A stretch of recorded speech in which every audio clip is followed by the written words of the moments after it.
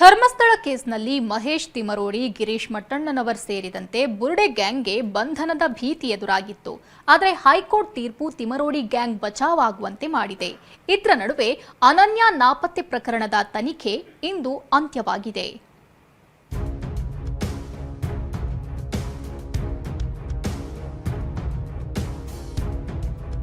SIT ವಿಚಾರಣೆಗೆ high court break.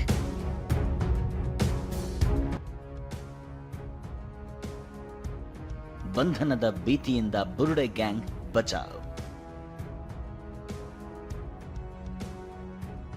Dharmasthala ಕೇಸ್ನಲ್ಲಿ ಬುರುಡೆ ಗ್ಯಾಂಗ್ನನ್ನ ಬಂಧಿಸದಂತೆ ನಿನ್ನೆಯಷ್ಟೇ ಹೈಕೋರ್ಟ್ ಆದೇಶ ಮಾಡಿತ್ತು.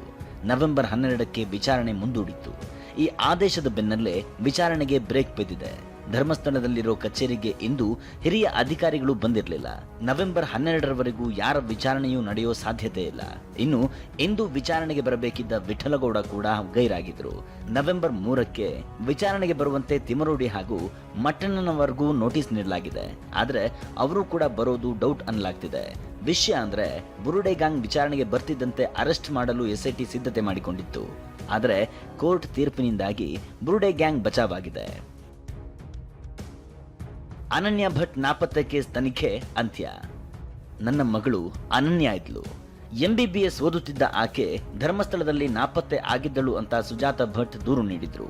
ಪೊಲೀಸರು ತನಿಖೆಗೆ ಇಳಿತಾ ಇದ್ದಂತೆ ಇದೊಂದು ಕಟ್ಟುಕತೆ ಅನ್ನೋದು ಗೊತ್ತಾಗಿತ್ತು. ಜಯಂತ್, ಮಟ್ಟಣ್ಣನವರ್ ಸೇರಿದಂತೆ ಹಲವರ ಒತ್ತಡದಿಂದ ಸುಳ್ಳು ದೂರು ನೀಡಿದ್ದಾಗಿ ಸುಜಾತ ಭಟ್ ತಪ್ಪೊಪ್ಪಿಕೊಂಡಿದ್ರು. ಹೀಗಾಗಿ ಅನನ್ಯ ಭಟ್ ನಾಪತ್ತೆ ಪ್ರಕರಣವನ್ನ ಇಂದು ಅಂತ್ಯಗೊಳಿಸಲಾಗಿದೆ. ಸುಜಾತ ಅರ್ಜಿ ವಿಲೇವಾರಿ ಮಾಡಲಾಗಿರುತ್ತೆ ಅಂತ ಹಿಂಬರಹ ನೀಡಿ ಕೇಸ್ ಕ್ಲೋಸ್ ಮಾಡಲಾಗಿದೆ. ಅದೇನೇ ಇರಲಿ, ನವೆಂಬರ್ 12ರವರೆಗೂ ಬುರುಡೆ ಟೀಮ್ ನಿರಾಳವಾಗಿದ್ದು ಅಲ್ಲಿವರೆಗೂ ಎಸ್ಐಟಿ ವಿಚಾರಣೆ ಕೂಡ ಸ್ಥಗಿತವಾಗುವ ಸಾಧ್ಯತೆ ಇದೆ.